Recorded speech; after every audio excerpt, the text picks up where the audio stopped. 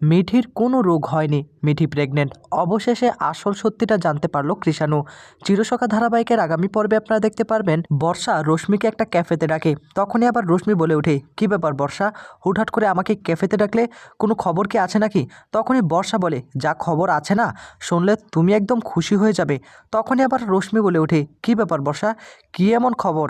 তুমি কি কোনো গোপন তথ্য পেয়েছো নাকি? বর্ষা তখন বলে, মামি আমি গোপন তথ্য পাইনি, কিন্তু একটা রিপোর্ট পেয়েছি।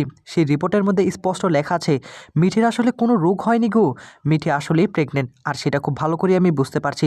ওরা আমাদের থেকে লুকানোর চেষ্টা করেছে। তখনই রশ্মি বলে, আমি তোমাকে আগেই বলেছিলাম না, ওর হাব ভাব দেখে, ওর চাল চলন দেখে আমার এটাই মনে হচ্ছিল ওরা আমাদের কাছ থেকে লুকানোর চেষ্টা করছে। তা রিপোর্টগুলো কোথায়, আমাকে একটু দেখাও। বর্ষা তখন সেগুলো তোমাকে দেখাবো বলেই তো আমি এখানে নিয়ে এসেছি। এখন বুঝতে পারছি না আমি কি করব। এই মিঠি মেয়েটা তো আমার জীবনটাকে একদম শেষ করে দিয়েছে। আমার অতীতের সব কিছু বের করেছে, আমার মান সম্মান সব কিছু নষ্ট করে দিয়েছে। এখন তো আমি তাকে হাতের মুঠোয় পেয়েছি, আমি তো এত সহজে তাকে ছাড়বো না। তখনই রশ্মি একটা ভালো একটা প্ল্যান সাজায় যে ওই রিপোর্টটা যে করেই হোক কৃষাণুর হাতে দিতে হবে। এদিকে কোনো মতে কৃষাণু সেই রিপোর্টটা হাতে পেয়ে যায়, আর কৃষাণু আসলে জানতে পারে যে মিঠির অন্য কোনো রোগ হয়নি।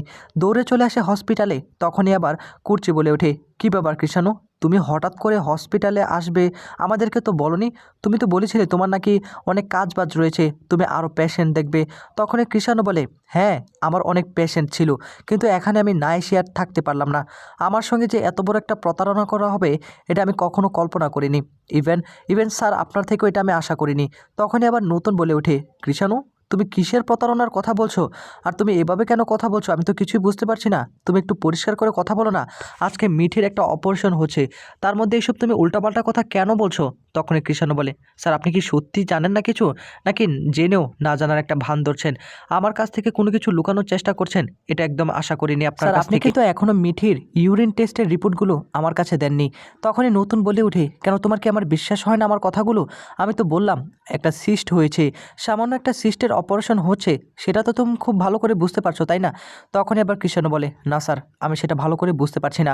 আমার সন্দেহ এখন অন্য জায়গায় পৌঁছে গিয়েছে। আপনারা আমার কাছ থেকে অনেক কিছু লুকিয়ে ফেলেছেন। মিঠির মিঠির আসলে তেমন কোনো সমস্যা হয়নি, মিঠি প্রেগনেন্ট, এই কথাটা আমার কাছ থেকে লুকানোর চেষ্টা করছেন। এ কথা শোনার পর কুর্চির মাথায় তো আকাশ ভেঙে পড়ে। এসব তুমি কি বলছো কৃষাণু? তখনই আবার কমলিনী বলে ওঠে, কৃষাণু বাবা তোমার কোথাও ভুল হচ্ছে, এমনটা না, তুমি তো সবটাই জানো।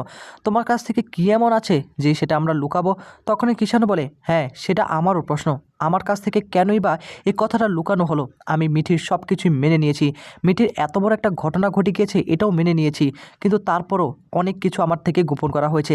এতদিন আমি সেটা বুঝতে পারিনি, কিন্তু এখন সেটা বুঝতে পারছি।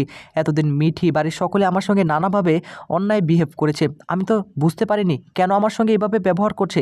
আমি কোনো কিছু জানতে চাইলে সকলে মুখ ফিরিয়ে নিচ্ছে, কোনো কথার উত্তর দিচ্ছে না। এ বলে তখন কৃষাণু সেখান থেকে চলে যায়। তো বন্ধুরা আপনাদের কি মতামত, মিঠি কি আসলে প্রেগনেন্ট?